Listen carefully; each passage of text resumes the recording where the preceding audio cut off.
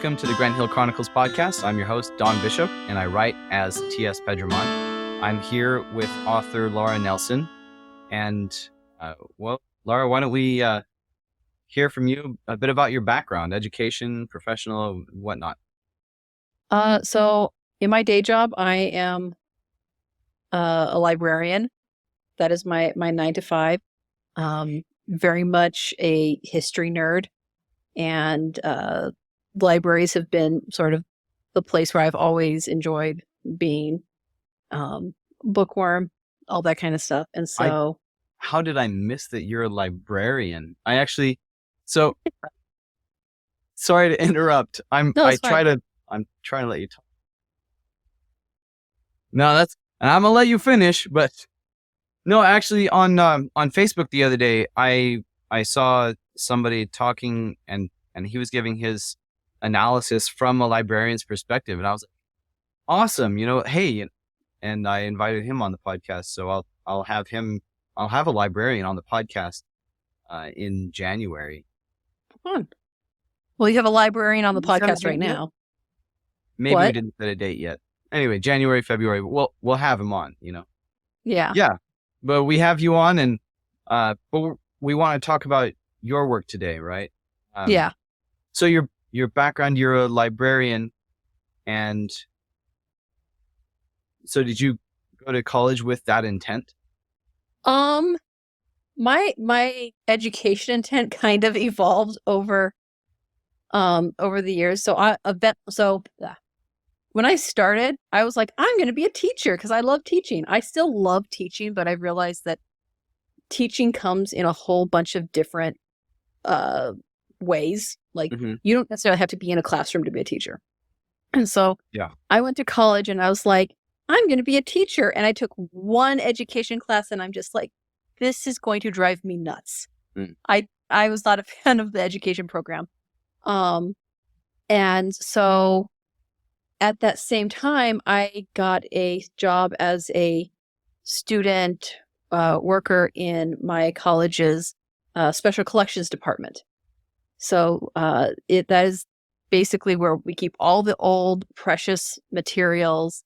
We have collections from like people who were. So I went to school at Southern Utah University, and so we had collections of famous people in Utah history, that kind of stuff. And so when I started working there, first it was just supposed to be a job to get me through school, and then I realized I really like working in libraries, and I really like working with historical materials, which the historical materials part didn't surprise me. I'm absolutely 100% a history nerd. But then I was like, as I was going through school, I was like, okay, well, maybe I won't go into teaching. Instead, I will go be a librarian. And I started researching that. And long story short, I ended up applying to and getting an internship at the Smithsonian my senior year. That was a lot of fun because that was spring of 2009. And so there was a lot going on in DC at that point. And I ended up interning at the National Museum of American History. And through like meeting people out there, I found out about the the Masters of Library Science program at the University of Maryland. So that's where I ended up going to grad school. And when I was there, I was like, yeah, I'm going to be a librarian and I'm going to be, writing all these papers and publishing and being like this awesome librarian. And then I graduated. And that was when, that was like 2012. And the economy was like, no, we don't need any more librarians. And so I did get a library job, but it took a while, and it wasn't necessarily this epic library job that I thought it would be, but it paid the bills. And I'm still technically in that job. That is my day job. But I was able to move from doing metadata and acquiring books to actually being in their special collections department. So it kind of became full circle, but that was my very long, non-linear way to where I am now. Where are you? What library are you at? I am at Cal State San Marcos. Okay. Okay. So I'm in an academic library, working on, we have a whole bunch of different collections. The one that I work on is a local history collection. There was a photographer who worked for one of the local newspapers. And so I want to say he photographed probably about 40 years worth of development in the San Diego area. Mm. And we now have his collection, and we're making that accessible to everyone. Yeah. But yeah, history. I was probably about half an hour away from that, because I mentioned before we started recording that I was in California. I was at Camp Pendleton, and we lived in Oceanside. Yeah. Before, so we kind of did a phased move the last time we moved to California, and I went out there and I rented a room for a few months, and then I came back, and because we were in Virginia at that time, so I came back to Virginia and brought my family out after a few months. But I rented that room in San Marcos, and moving away from it, I mean, it was nice to get out of that room, because the landlady, let's say that she had an issue with my choice of what day I was moving out, because it was her birthday. I'm like, what does this have to do with you? I have this going on. I have this going on. It has to be that day. Like, maybe I can move some things earlier, but I can't guarantee it. And it doesn't involve you. I'll just be doing my thing. Yeah. Anyway, so it was good to leave that behind, but I moved farther away from Freddy's. And do you ever go to Freddy's? I've been there a few times. It's not my absolute favorite, but they've got some amazing shakes. Yeah, so I do like those burgers. I think they're good. But I thought they're kind of flat. That's Freddy's thing, is like the flat burgers. Yeah. And so, I didn't understand at first what they meant by steak burgers, but I get it now. It's because they grind up steak instead of the normal cut or chuck or whatever. But yeah, I thought the flavor was great, and I like a lot of veggies on my burgers. Yeah, which was something that Freddy's does well. I'm trying to remember whether or not we had a conversation over In-N-Out versus Five Guys. I don't think so. I think we didn't talk very long at 20 Books. For the podcast audience, we met at 20 Books Vegas in early November. So maybe we did. I don't know. I feel like that was, maybe I'm remembering a conversation with someone else, but yeah, I usually with people who I know who have, because I grew up in Virginia, who both been on the East Coast and the West Coast. When it comes to burgers, the debate is usually Five Guys or In-N-Out. Well, and I grew up in Texas, so it's like my duty to throw Whataburger in there. Yeah, and I have to say, I don't know. You get different hankerings at different times, and I wouldn't know to compare Five Guys and In-N-Out. I haven't had Five Guys as many times because it's expensive. Yeah, but they give you more stuff. Burger. Yeah, and it's a bigger burger. So I like just talking flavor. I don't know. It's kind of hard for me to compare because I don't put them in the same category because Five Guys is just expensive. I will say that, like, talking about. But I think I put Freddy's above them.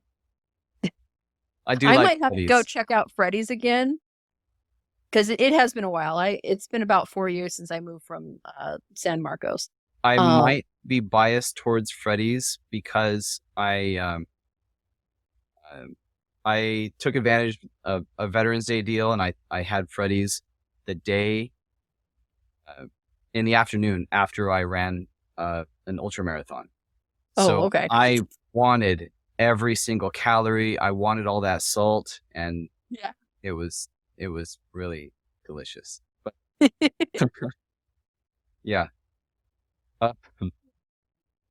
But no, the reason I brought up Five Guys and In-N-Out is because Five Guys tends to have a lot more vegetables that you can put on your burgers than In-N-Out does.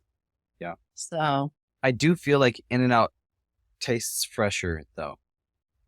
I think, well, the burgers, yes, I would agree with that. The fries, I've never been a fan of In-N-Out fries. Okay. I feel like they're I kind can of, see that. They're distinct. yeah. So, Whereas like with Five Guys, their potatoes, you know where their potatoes come from. You know the farm that their potato was raised on. mm. I again I put Freddy's on top. I'm discovering this about myself. I didn't know I was such a big fan of Freddy's. And I am glad to know that I'm half an hour away from Freddy's here. I don't know if Oh, they were nice. there before, but they're there Mhm. now, down in Fredericksburg. Okay. I'm sad that they're half an hour away instead of closer. But you mentioned, so I'm sorry I didn't grab, what exactly was your bachelor's in? History. History. Okay. I got my major was history and my minor was English. Creative writing, surprisingly. Okay. Actually not so surprisingly since I'm an author now. Yeah. But that actually is another fun story. Because I've always loved to write. Since I was a little kid. I wrote my first, like, I guess it would be considered a novella when I was like 12.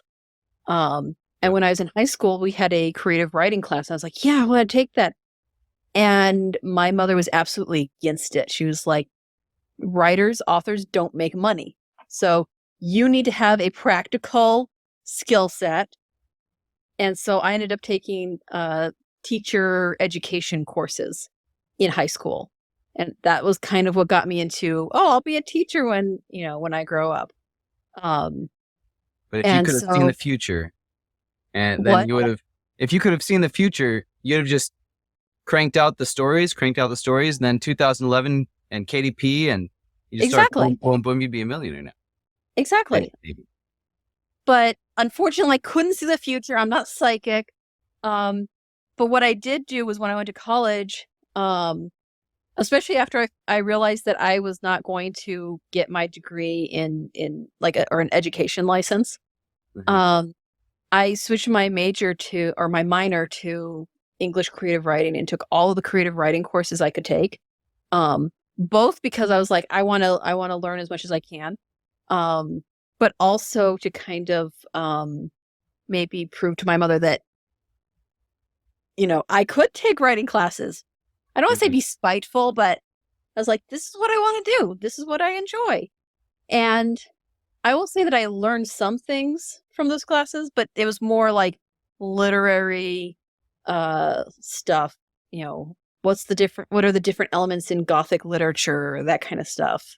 What do the famous authors do? And I mean, it's somewhat helpful, but on the other hand, it wasn't as helpful if you're going to become a published author yourself. So, yeah. But I that's that. Or go ahead. Oh, I was just going to say, I think it's interesting how so many people go to college for one thing and either switch majors and do something else, or they take their degree and then go and do something else. Mm-hmm. I was obstinate, so I did complete my degree as originally intended in music education. Originally, what instrument? I was a little on the fence between music ed and computer science, but I decided music ed would probably be more fulfilling, and I'm really glad I did that. But I remember there was at the local music store in Orem, Utah, because I was at Brigham Young University. Go Cougars! Yeah, I had family that went to BYU, so there was So at the local music store, there was somebody there who he had a music ed degree, but he figured that this was where he his role ultimately was in, you could say, the supporting establishment, and I'm taking that vocabulary from the Marine Corps. Mm-hmm. So he worked at the music store because that's important. Music programs need instruments; they need music repair. Exactly, yeah. It's an important part of the community. No. I was curious what instrument you took because my husband also went to BYU, but he went to BYU Idaho before it was BYU Idaho. Okay. And Well, I so, took the clarinet. okay. Um, He was a French horn person. okay. So, but he Or had kind of a that similar, he went in. that's a buffet. It was made in France, and it's Oh, really? generic word horn is a wind instrument. That this is Uh-huh. a French horn. But wait, sorry, say that again.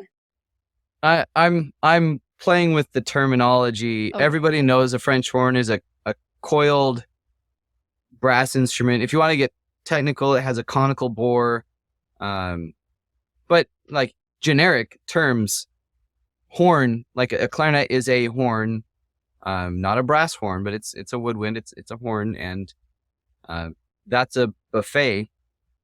And it was made in France. It's a Okay. horn. Furthermore, there's the French clarinet and there's the German clarinet. This obviously is the French clarinet, so it's a French horn. So sorry, That's awesome. I hijacked you. Okay. You said As you you're can tell, I'm not a music person. I enjoy listening to music, but I'm absolutely like you and my husband would probably have some good conversations. Because it seems like you guys have two very similar backgrounds. okay. Cool. No, but I love that. I love that factoid, and that's probably something that it'll stick in my brain, and who knows, it might end up in some of my writing. I was actually working on one of my characters for my new series, and she is because she's one of the muses. I have her as a flautist. Uh-huh. And so I was having to like look up all of those like terminology stuff, and I'm just like, I have no idea what I'm like, I need to do more research. Yeah. I do want to get to our topic, but first I have to say, because you're in San Marcos. Do you live in San Marcos, or where do you? Not anymore. I'm up north in Riverside. Okay. So Just it's too expensive to live in San Diego anymore. yeah. Make good use of your hiking trails, because you have some great trails out there. We've got some good ones like literally outside our neighborhood. Oh, good. So. Good for you. I did a couple of hikes. Do you know Iron Mountain?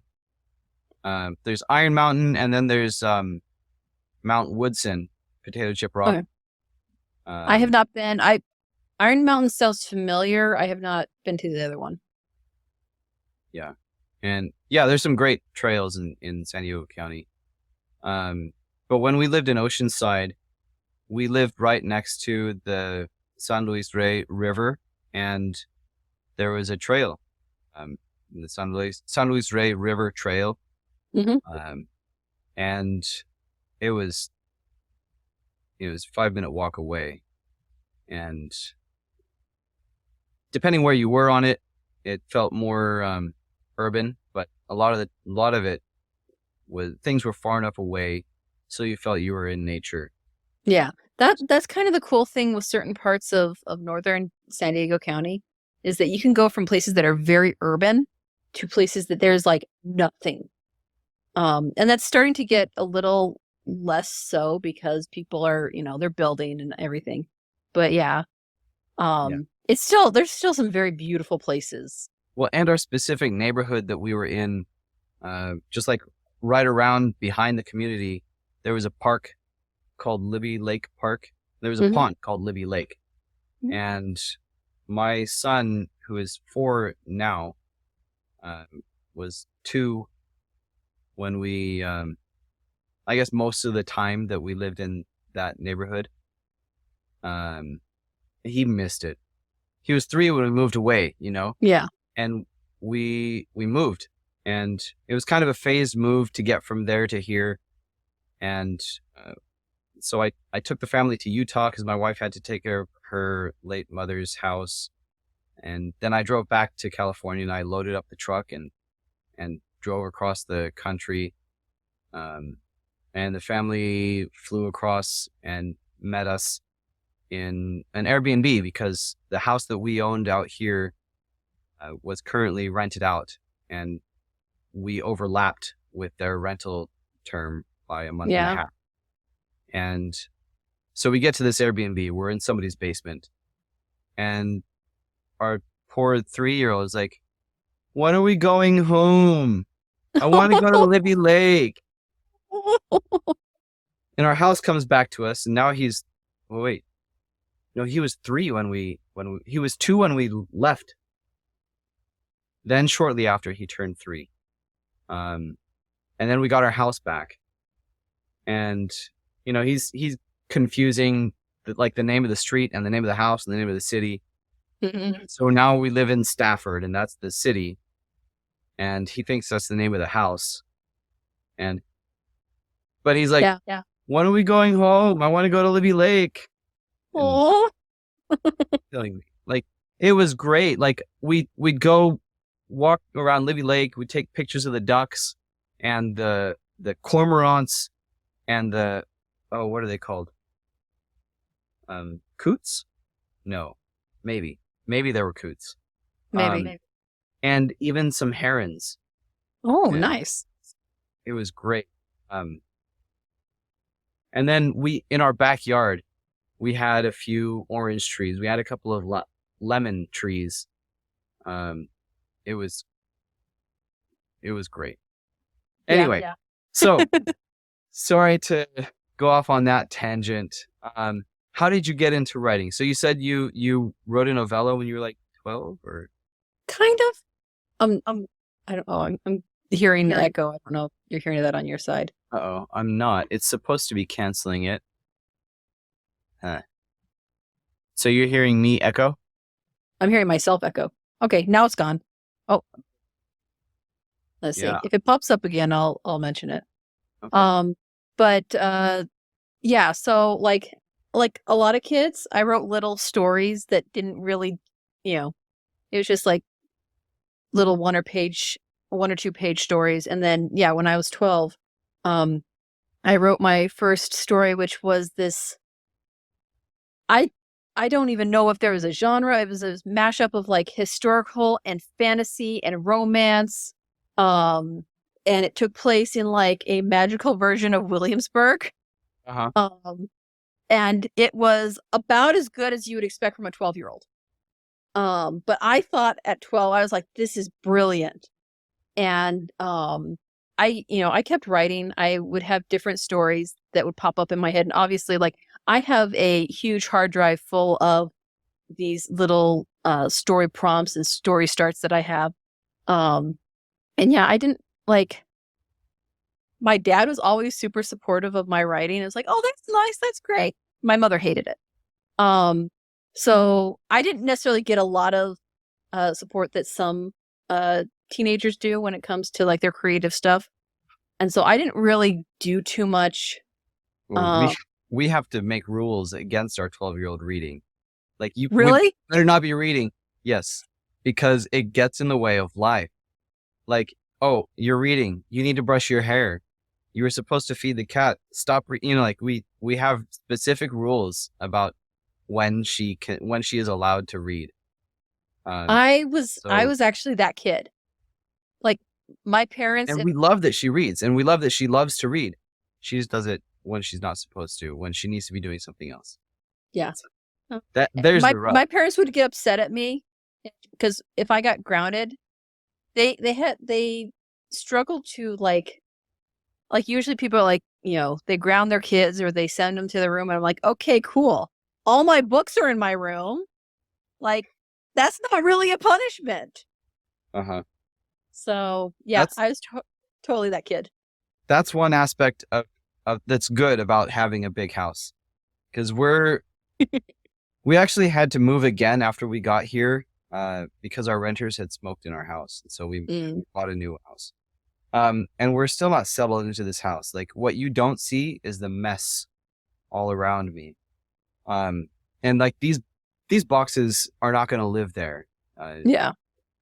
Anyway, yeah, we're setting up the library in the basement because there's a door to the basement and we can kind of control access. Oh.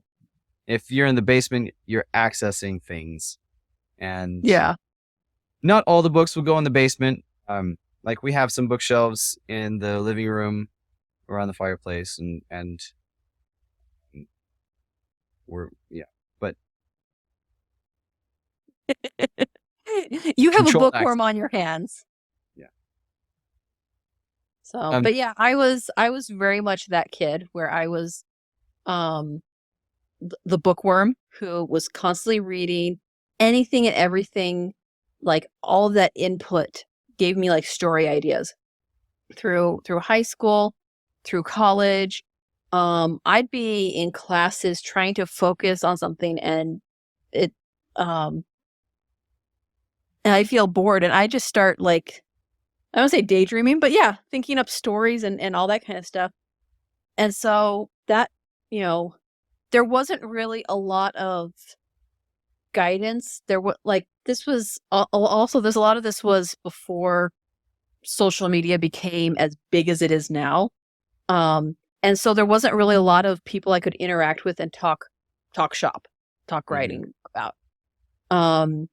So a lot of the people who were writers who I was interacting with were either, you know, other kids at my high school, other kids at college, sometimes maybe an English professor or two.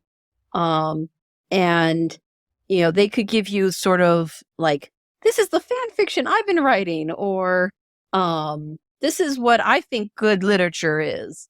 But there wasn't really, if I was like, hey, this is the kind of stories that I want to write, this is the kind of fantasy that I really enjoy, there wasn't as much of I hadn't yet found the community. And so I did the responsible thing, and I, you know, got my degree in history, and then I went to graduate school and got a degree in library science. And while I was in grad school, that was when I met my husband, and he was actually in the military.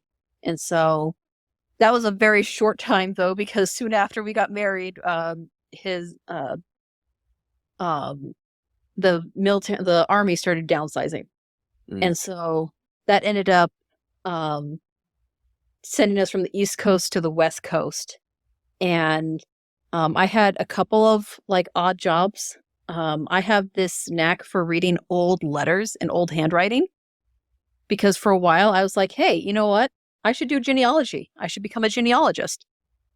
I enjoy working with old documents and reading those, but which has actually been really good for world building, both like in fantasy worlds and in like historical fiction. But unfortunately, being a genealogist, you do deal with a lot of cranky people who are like, this is what my family has said our story is. And you're like, no, I'm sorry. What your great Aunt Betty said was not correct. You have paperwork to prove it. And I was just like, you know, you probably misremembered. Like that happens all the time. Exactly. And so I was like, working my day job as a librarian, and then I want to say in 2019, then I saw a friend of mine from college on Facebook. She posted that she was writing, that she had just published one of her historical fiction novels. And I didn't even know that she was an author or that she was interested in writing. And so I ended up kind of looking into other books that she had published. And I was like, you know what?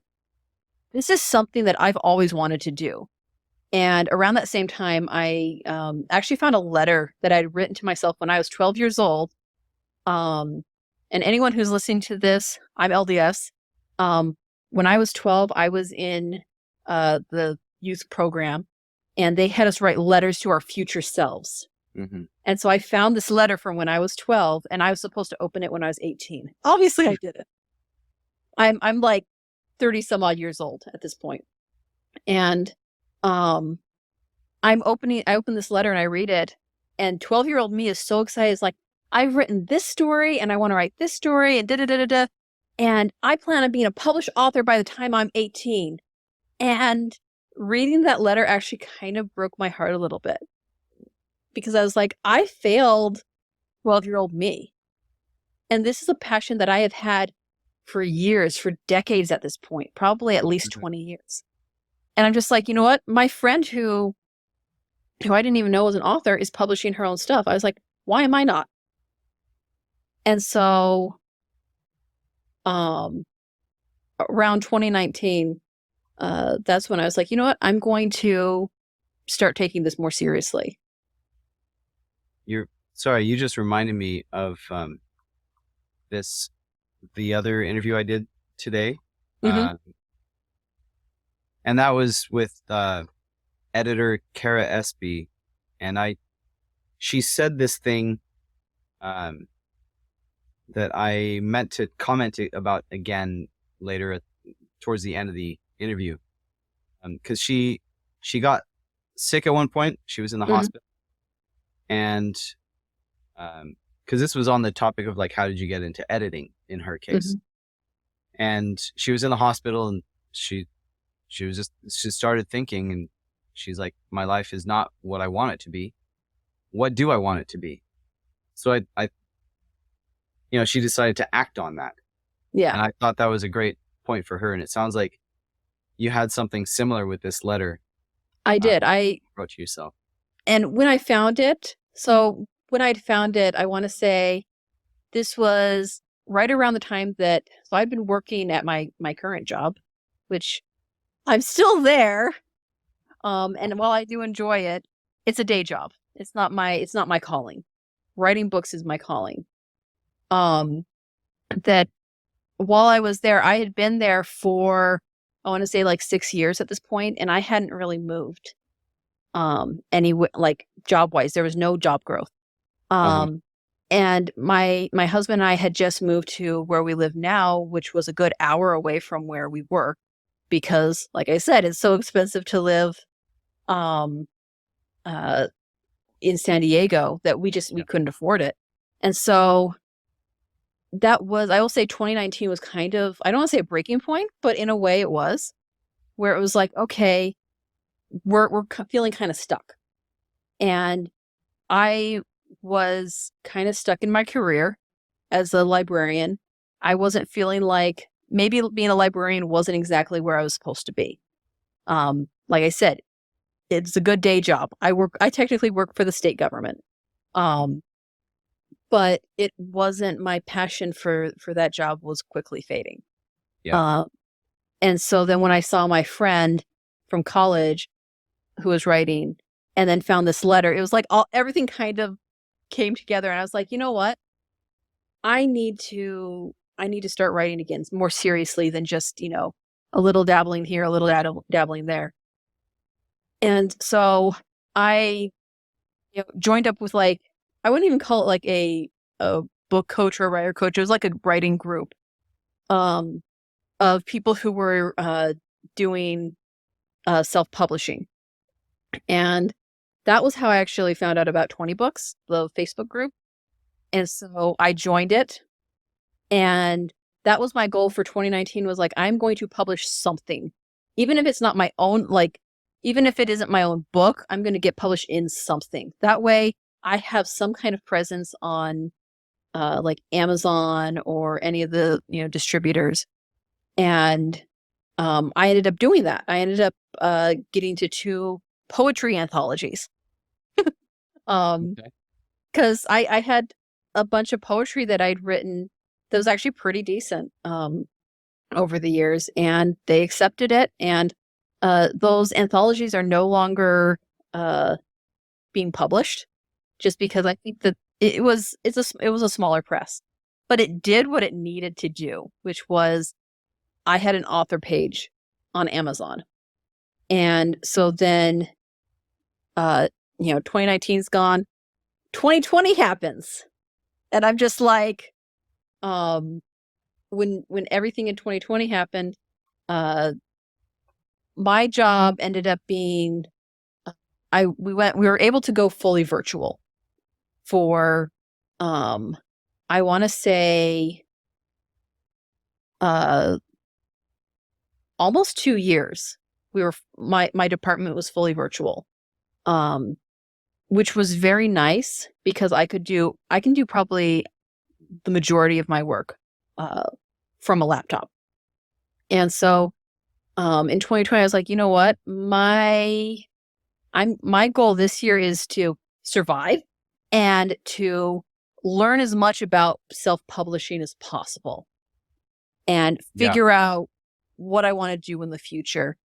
And so that was a year for just learning and growing and also writing. And one of the things that from this writing group that I had been in, that I was telling him, I was like, well, I have this story and I have this story and I like these because I like to read a lot of different genres: fantasy, romance, historical fiction, sci-fi. The only stuff that I don't really read is a lot of like the dark, gritty horror, that kind of stuff. Otherwise, my tastes are pretty much across the board. And so I had mentioned this idea of I had binge played Skyrim over the holidays and had a dream about being tossed into the world of Skyrim and having to go on my own adventure. And I was like, when I woke up, I was like, oh, that'd be a cool idea to just kind of play around with. And so I had maybe, a couple of chapters that I'd written. And then one of the people I met, a friend in this writing group, was like, oh man, that sounds like lit RPG. You should totally do that. My book is not lit RPG.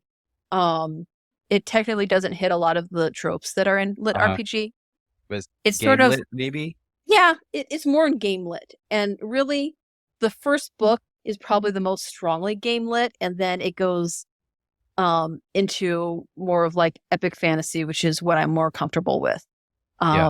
It's more of the background. My Norse fantasy, more of the background is that the characters are familiar with this fantasy world through a video game that was based off of the fantasy world.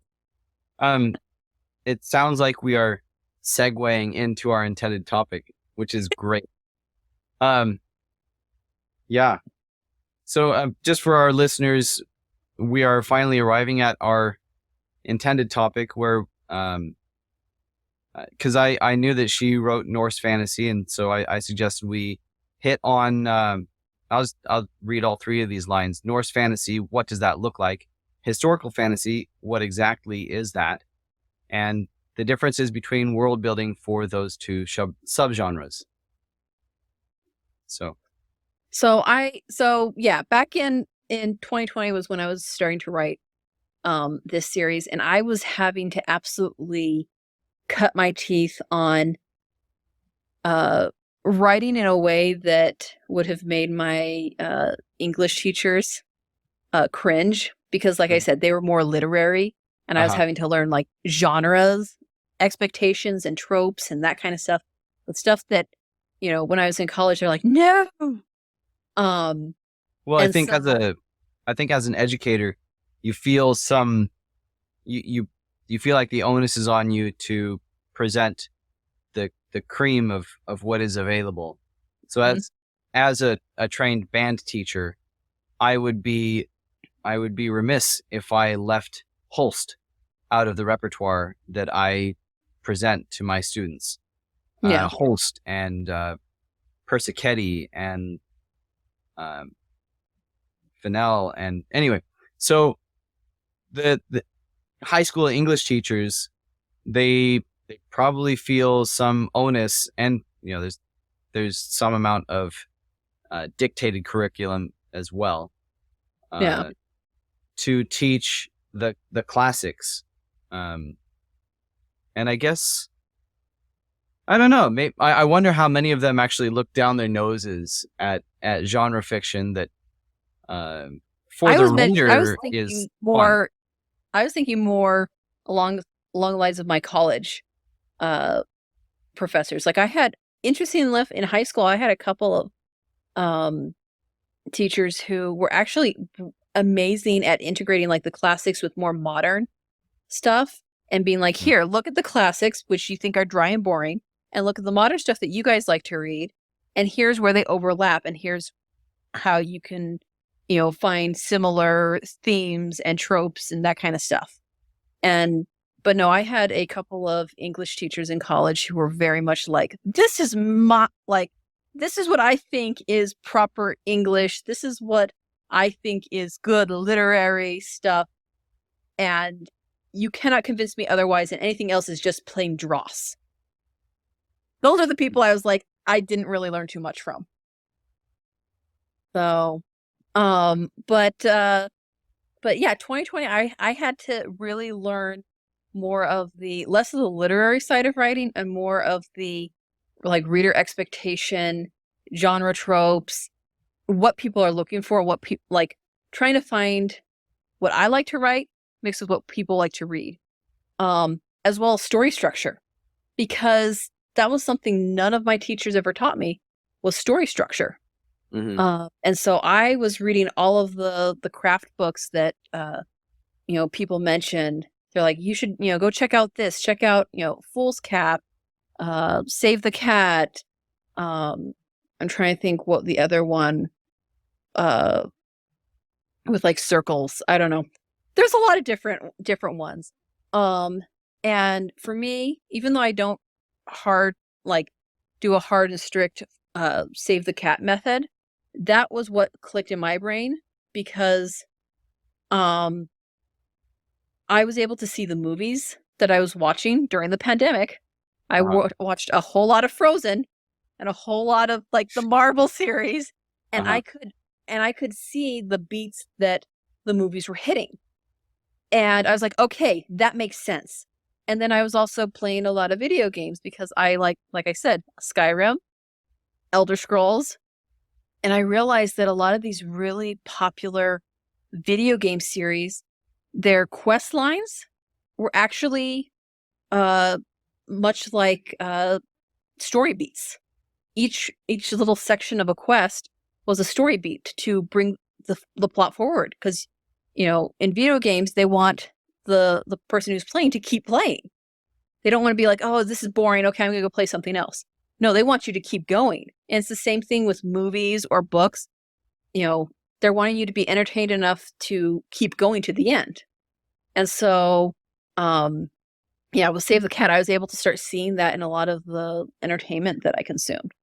And then I was like, okay, how can I look at my books in that same way?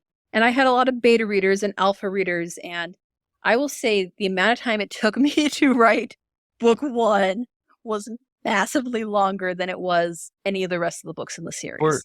For our listeners, Save the Cat, and correct me if I'm wrong, because I have not read the book, but Save the Cat is the idea of having the protagonist do something heroic early in the story.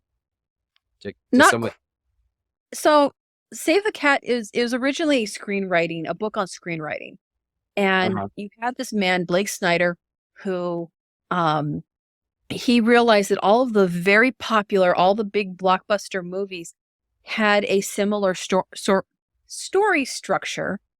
And a lot of it is based off of the hero's journey, or the 3-act play, where the first act was you're setting up what's going to happen, and then something happens where the main character cannot go back to what has been the status quo. And so once that catalyst has happened, now the main character has to make a decision. They are forced to make a decision. And of course, they make the decision to do something that moves the plot along. Because if they didn't, you probably wouldn't be telling the story. Exactly. And so then between the catalyst and the beginning of Act 2 is, the time that they're deciding, okay, what am I going to do? Do I really want to do it? And then, Act 2 begins, and that is them doing whatever needs to be done to meet their goal. Because at the beginning of Act 2, they now have a goal that they and that they want to do. And that's kind of considered the fun and games part. And that's what a lot of people will have little snippets. I know for me, I'd have scenes that were in the like fun and games area, but I didn't know how to connect them. And then that's also kind of where you get kind of the soggy middle, where the story just keeps going on and on and on, and you can't really, like, the momentum dies down. Yeah, hopefully it doesn't. but it's But for a lot challenging. of first time writers, a lot of new authors, new writers, that was something I struggled with, was getting to the middle of the book and then not knowing what to do next. But then at the midpoint of the story, according to like the Save the Cat, and I'm just doing a very high like overview of it. The midpoint, the main character gets their goal, or they don't. One or two.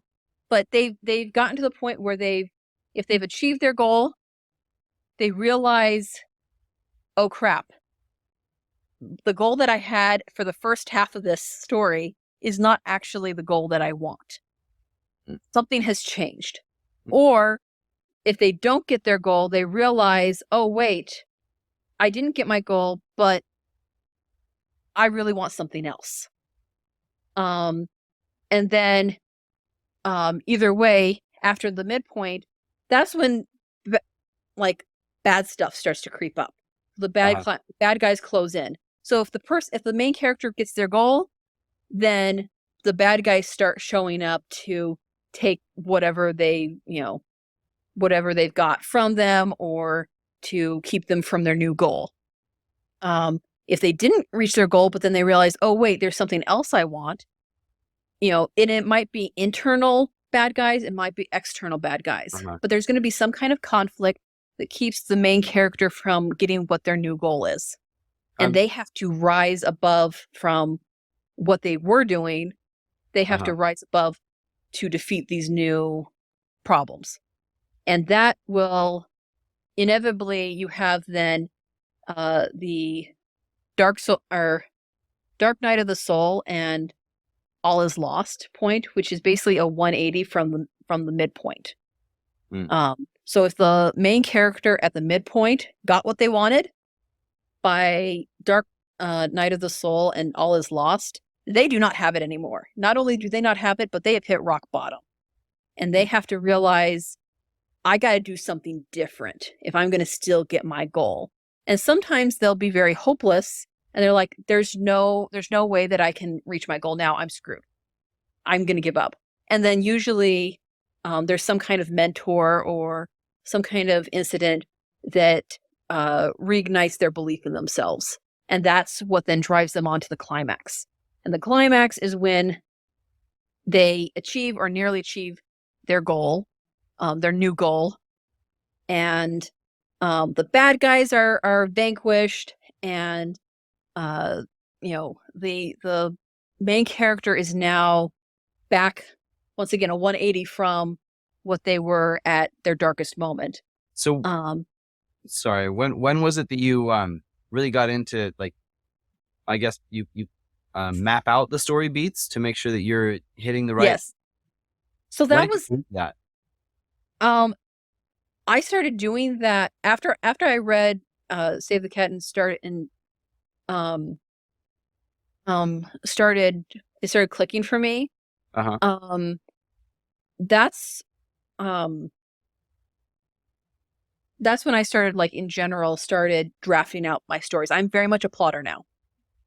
And so before I write a book, I will draft it out. And I tend to do about 60 scenes in a book, give or take.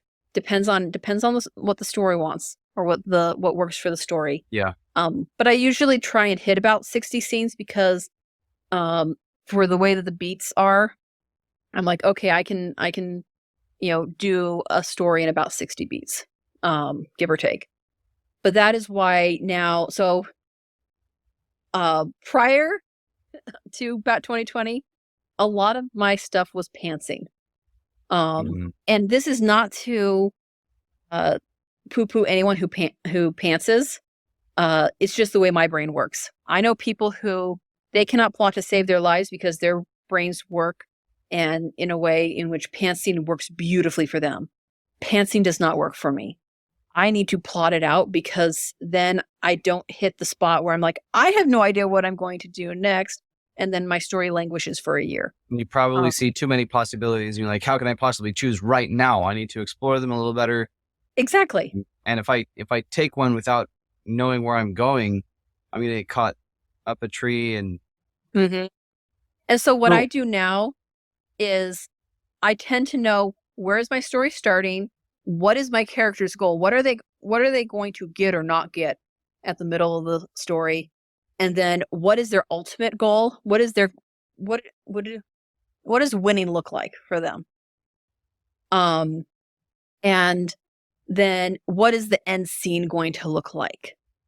And once I have those pieces in place, then I can kind of flesh out the rest of the story and figure out, okay, if I start here, how am I going to get here? What's going to happen in the middle? uh-huh. Um, and how's the character going to grow? How's the plot going to progress? All that kind of stuff. So it actually, I will say, it probably takes me longer to plot out a story now, but then it's faster for me to write the story. So once I have a fully plotted out story, um, and I mean, there's always elements of like interacting with my characters because they are very much alive inside my head.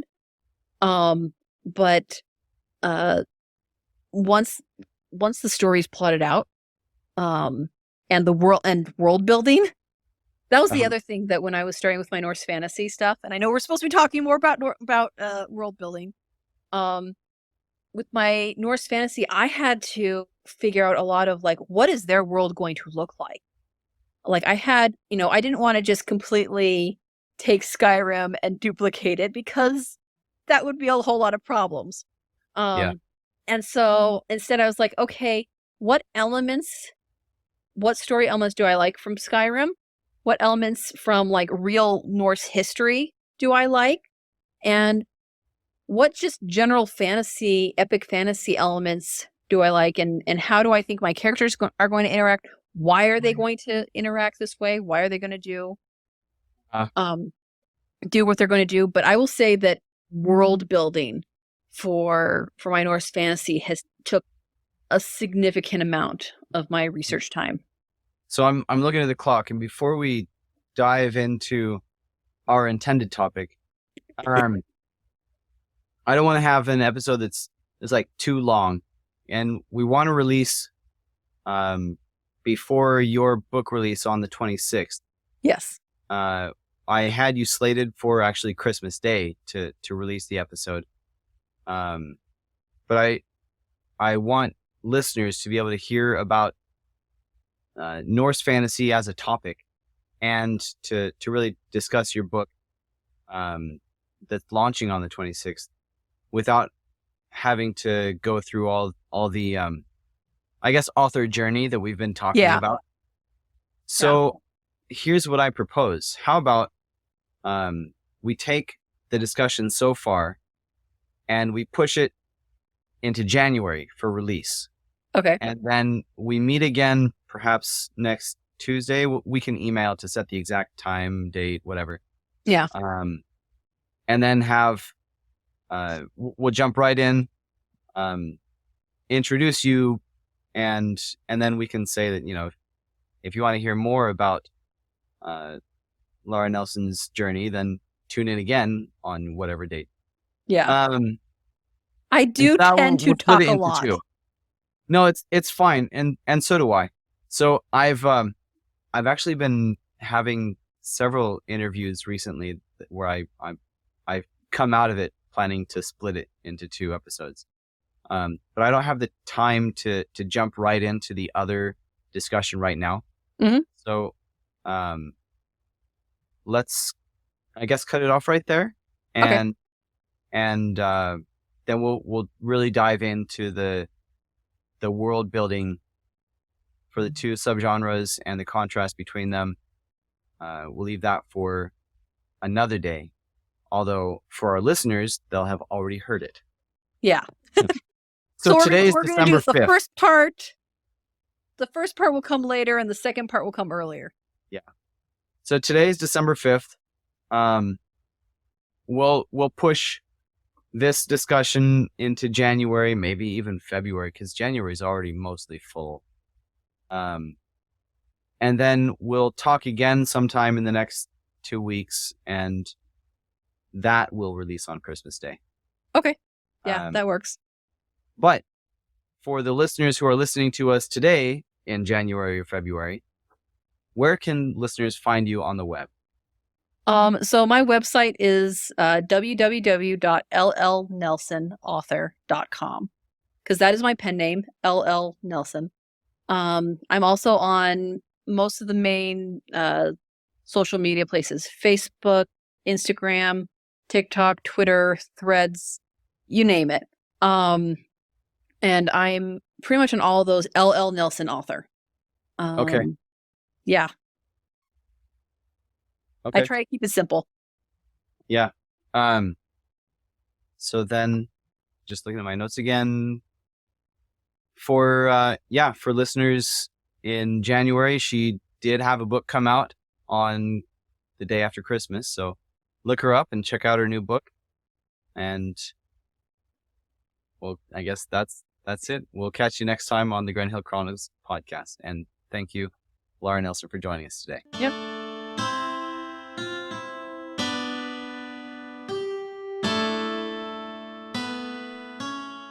All right. That's our interview section. Now it is January 11th right now as I'm recording this, and I'm pushing this out the same day. Got distracted yesterday. We all went to the county spelling bee where my 12-year-old got runner-up. So hurrah for her. But I didn't push out the podcast. I didn't, I can schedule it ahead of time. So I'm going to go ahead and push it out today. And also, you might have seen the beard disappear. If you watched last week's episode, I had a real beard going on, but I had to shave it for a picture. And I thought I'd try out the mustache, and it looks a little weird. I think I'll probably get rid of it too. But so what's going on right now? Nightshade Unicorn, the Kickstarter is currently ongoing. We hit funding level. We hit our funding level last week, so it will fund. And I'd encourage you to jump on to the Kickstarter campaign and reserve your copy. And I'll share that link in the show notes. But something easy to remember, you can go to nightshadeunicorn.com, and there's a link there that'll take you to it. Also,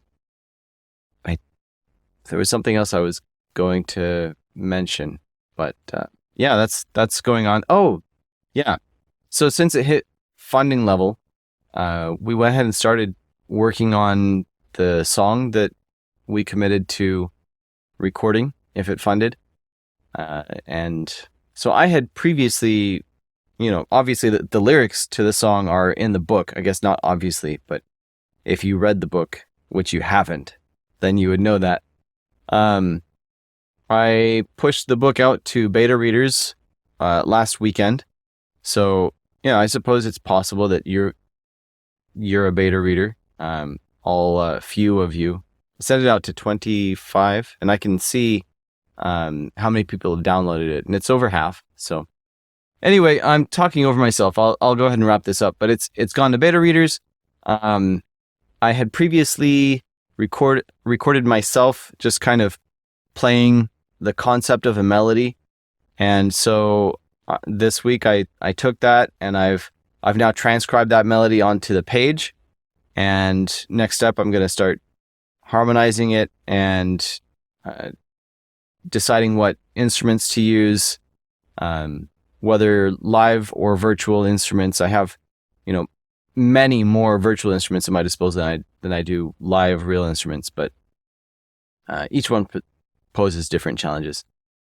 But that's moving forward, and we'll see you next time on the Grand Hill Chronicles podcast.